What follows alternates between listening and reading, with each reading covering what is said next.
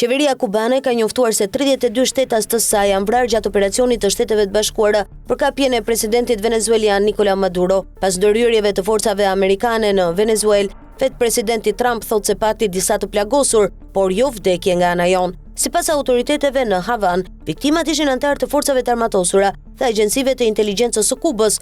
Me këtë rast, është shpallur 2 ditë zije kombëtare. Në një deklaratë të shkurtër, qeveria kubane nuk ka dhënë detaje mbi rolin konkret të shtetasve të saj në Venezuelë. Megjithatë, Kuba dhe Venezuela janë aleatë të hershëm, ndërsa Havana i ka ofruar Caracasit mbështetje sigurie në këmbim të furnizimeve me naftë. Presidenti kuban Miguel Díaz-Canel deklaroi se forcat kubane kishin ofruar mbrojtje për Nicolás Maduro dhe bashkëshorten e tij me kërkesë të qeverisë venezueliane. Në një komunikat zyrtar thuhet se bashkëdhetarët tanë përmbushën detyrën e tyre me dinjitet dhe heroizëm dhe ranë pas një rezistence të ashpër në përballje të drejtpërdrejtë me sulmuesit ose si pasojë e bombardimeve të objekteve. Nga ana tjetër, autoritetet venezueliane nuk kanë konfirmuar ende numrin e viktimave të operacionit amerikan të zhvilluar të shtunën në kompleksin presidencial në Caracas. Gazeta The New York Times, duke cituar një zyrtar venezuelian të pa-identifikuar, raportoi të dielën se numri i të vrarëve ka arritur në 80 dhe pritet të rritet. BBC News thekson se nuk e ka verifikuar në mënyrë të pavarur këtë shifër.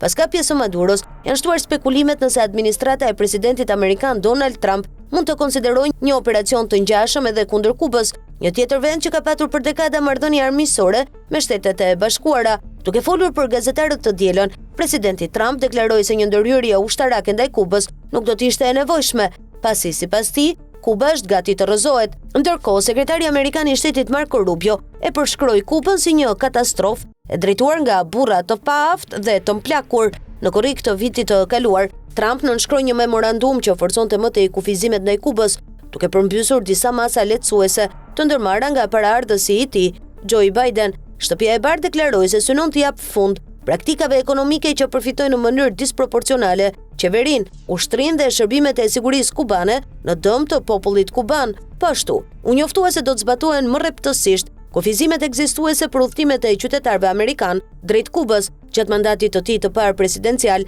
Trump ndoqi një politikë të ngjashme ndaj Havanës, duke vendosur një sër sanksione shtesë. Administrata e tij ka vijuar embargon ekonomik ndaj Kubës, pavarësisht thirrjeve të organizatave ndërkombëtare, përfshirë Kombet e Bashkuara për heqjen e saj. Bllokada u vendos për herë të parë në vitin 62 dhe mbetet në fuqi edhe sot.